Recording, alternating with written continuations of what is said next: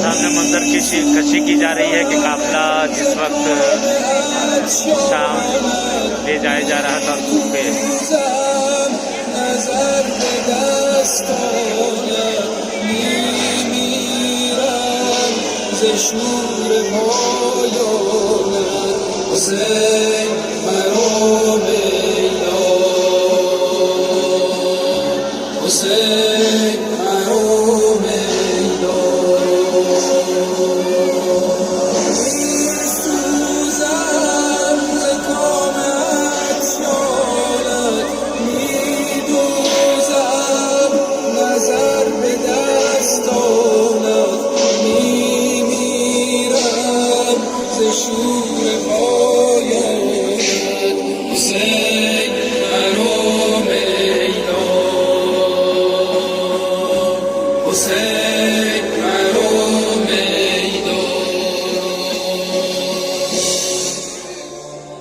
نگاش به سمت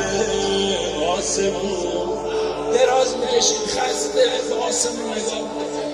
نگاش به سمت آسمون ستاره ها رو میشه بود خسته میشد بلند میشد زخمای پا رو یکی دوتا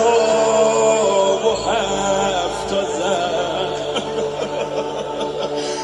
دستی رو پاهاش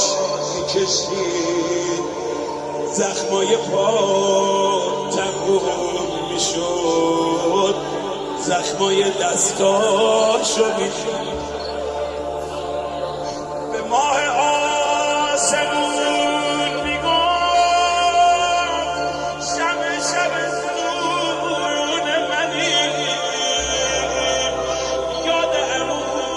بخیر که تو لکنت زبان